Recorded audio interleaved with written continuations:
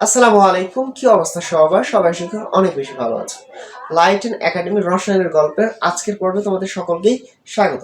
আজকে আমরা যে টপিকটা পড়বো সেটা হচ্ছে জারণ সংখ্যা নির্ণয়। চলো শুরু করি। জারণ সংখ্যার ইংরেজি টার্ম হচ্ছে অক্সিডেশন নাম্বার। এই জারণ সংখ্যা মানে কি? জারণ সংখ্যা মানে বলতেছে কোন একটা পরমাণু কয়টা ইলেকট্রন গ্রহণ করবে অথবা কয়টা ইলেকট্রন ত্যাগ করবে, এইটার যে সংখ্যা অবশ্যই সেটা তাদের যে চার্জ নাম্বার মানে চার্জ সেই চিহ্ন সহ আমরা কাউন্ট করব। ওকে, তো এই জারণ সংখ্যা নির্ণয় করার জন্য আমাদের কিছু বেসিক জিনিস জানা লাগবে। সেই জিনিসটা আমরা এখানে জানা ট্রাই করব। ওকে, মৌলিক অবস্থায় কোন একটা অণু বা পরমাণুর জারণ সংখ্যা শূন্য হয়। মৌলিক অবস্থা মানে কি? তাহলে মৌলিক অবস্থা মানে হচ্ছে এই যে অক্সিজেন, এটা কি অক্সিজেন মানে অণু আকারে থাকে, এই যে হাইড্রোজেন H2 আকারে থাকে, সোডিয়াম জাস্ট সিঙ্গেল একটা অ্যাটম হিসেবে থাকে। এই ক্ষেত্রে এই সবগুলোর অক্সিডেশন নাম্বার হচ্ছে কত? শূন্য। ওকে, এবার ধাতুর অক্সিডেশন নাম্বার বা ধাতুর জারণ সংখ্যা হচ্ছে পজিটিভ, আর অধাতুর হচ্ছে কি নেগেটিভ। এগুলো কিন্তু অবশ্যই মনে রাখা লাগবে। হাইড্রোজেনের ক্ষেত্রে সবসময় +1 হয়, এটা হচ্ছে জেনারেল কেস। বাট ধাতব হাইড্রাইডে অক্সিজেনের জারণ সংখ্যা কত হয়? -1।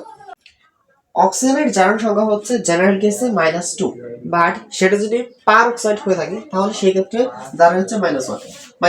এখন বলতে পারো পার অক্সাইড কোনটা? পার অক্সাইড হচ্ছে এই যে পটাশিয়াম পার অক্সাইড, হাইড্রোজেন পার অক্সাইড। এই ক্ষেত্রে অক্সিজেনের জারণ সংখ্যা কত? -1। আবার সুপার অক্সাইডের ক্ষেত্রে অক্সিজেনের জারণ সংখ্যা হচ্ছে -1/2। সুপার অক্সাইড কোনটা? এই যে সোডিয়াম সুপার অক্সাইড আর পটাশিয়াম সুপার অক্সাইড। এগুলো হচ্ছে কি অক্সিজেনের ক্ষেত্রে জারণ সংখ্যার একটু ডিফারেন্স হয়। ওকে, এবার আমরা শুরু করি কিভাবে কোন একটা যৌগের থেকে কোন একটা পরমাণুর জারণ সংখ্যা বের করব। আমাদের এই কোশ্চেনটা খেয়াল করো, এই যৌগটার নাম কি? অবশ্যই কমেন্টে লিখো। আচ্ছা, আমি বলে দিচ্ছি, এই যৌগটার নাম হচ্ছে কি সালফিউরিক অ্যাসিড। এই সালফিউরিক অ্যাসিড যৌগে সালফারের অক্সিডেশন নাম্বার বা জারণ সংখ্যা কত সেটা আমাদের বের করতে বলছে। দেখো তো, আমরা সালফিউরিক অ্যাসিডের সালফারটা বের করব, তাহলে আননোনকে সালফার, তাহলে এটাকে আমরা এক্স ধরি। বাট আমরা কিন্তু অক্সিজেনের জারণ সংখ্যা জানি না। আর হাইড্রোজেনের জারণ সংখ্যা জানি, অক্সিজেনের জারণ সংখ্যাও জানি। হাইড্রোজেনের কত? এই যে জেনারেল কেস কত? +1। তাহলে +1 লিখি, চিহ্ন সহ অবশ্যই কাউন্ট করবো। বাট আছে কয়টা এখানে? অক্সিজেন হাইড্রোজেন দুইটা, তাহলে দুইটা কি করা লাগবে? গুণ করা লাগবে। এই সবগুলোকে আমরা যোগ করব। ওকে, যোগ করলাম। এবার সালফারের জারণ সংখ্যা কত? এক্স, এটা তো আমরা লিখছি। ওকে, থাকো।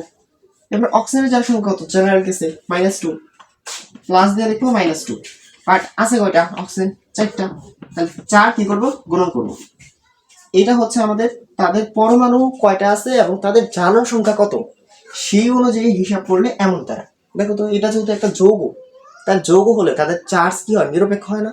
তাহলে টোটাল তাদের অক্সিডেশন নাম্বার 0। কিন্তু যেহেতু পুরো একটা যৌগের ক্ষেত্রে চার্জ নিরপেক্ষ হয়, এই যৌগের জারণ সংখ্যা কত? 0। তাহলে আমরা 0 লিখে দিলাম। তাহলে এটা একটা কি সমীকরণ দাঁড়াইলো না? এখানে সমীকরণ থেকে আমরা এক্স এর মান বের করবো। হিসাব করি, 2 1 2 প্লাস এক্স ছিল, থাকো, প্লাসে মাইনাসে মাইনাস, 4 2 8। এখানে কত আসে? 0। বা এখানে যদি হিসাব করি তাহলে এক্স +2 -8, তাহলে কি দাঁড়াবে? -6 না? হ্যাঁ, একটু ভালোভাবে লিখি। -6 সমান কত? 0। সুতরাং এক্স সমান কি? এই যে +6 না? এই যে এইটাই হচ্ছে আমাদের কি জারণ সংখ্যা।